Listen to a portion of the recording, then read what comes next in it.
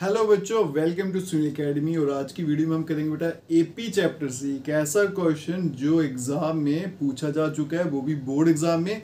आजकल ये क्वेश्चन जो है ना बार बार पूछा है, चाहे स्कूल के एग्जाम हो या फिर बोर्ड के एग्जाम हो, इसीलिए ये क्वेश्चन बहुत इंपॉर्टेंट है। अगर आप वीडियो देखते हो लाइक जरूर करिएगा, चैनल को लाइक सब्सक्राइब शेयर कमेंट जरूर करें। क्वेश्चन देखिए क्या है बेटा, डिवाइड 32 इंटू 4 पार्ट्स। 32 के 4 हिस्से कर दीजिए। विच आर इन एपी, वो चारों के चारों हिस्से एपी में होने चाहिए। फिर क्या बोला गया कि एक्सट्रीम्स, लास्ट वालों को मल्टीप्लाई करो।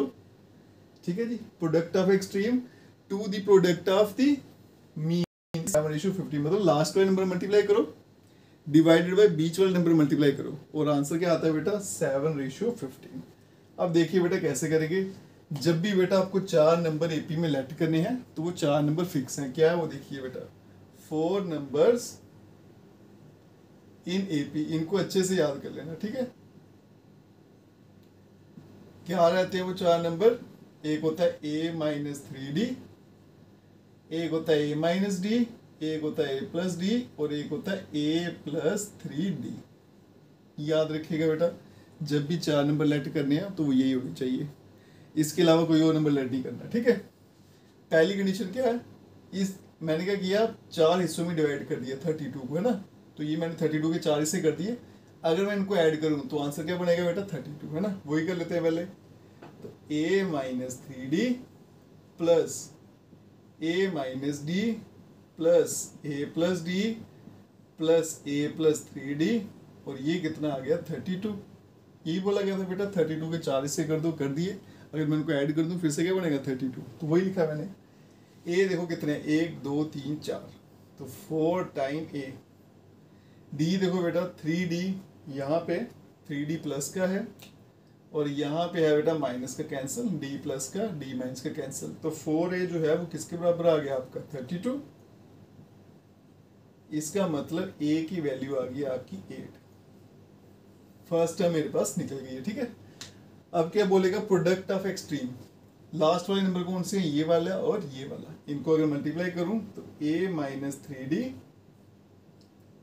और a+3d।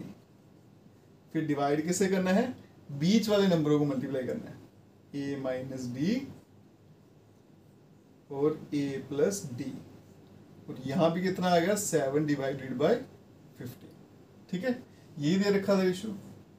अब इसको सिंप्लीफाई करते हैं। a+b-b क्या होता है बेटा, a² माइनस b², ये बन गया 9d²। यहाँ पे भी a² माइनस b², और यहाँ पे आ गया 7 और 15।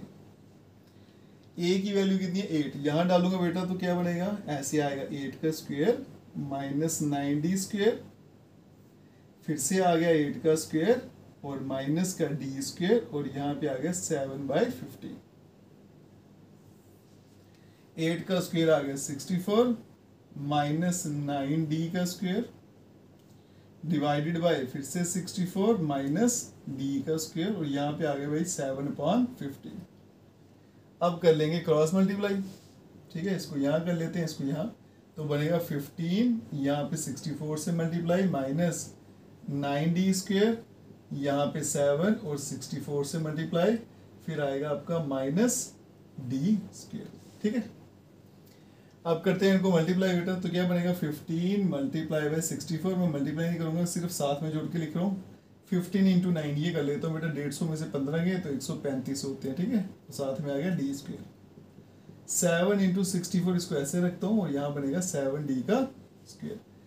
d² वाले एक तरफ कर लेते हैं और 64 वाले इधर ले आता हूँ, तो बन गया 15 multiply by 64 minus 7 multiply by 64, और यहाँ पे बनेगा बेटा आपका माइनस का 7d² था, ये 135 माइनस का वहाँ जाके प्लस का हो जाएगा 135d²। ठीक है, अब देखो आपने मल्टीप्लाई अगर करना तो यहाँ पे कर सकते हो। मैं क्या करूँगा, यहाँ पे कॉमन ले लूँगा 64, तो 15 में से 7 बचेगा पीछे, 15 माइनस 7, और यहाँ पे 135 में से 7 गया तो आता है 128, साथ में आ गया d²।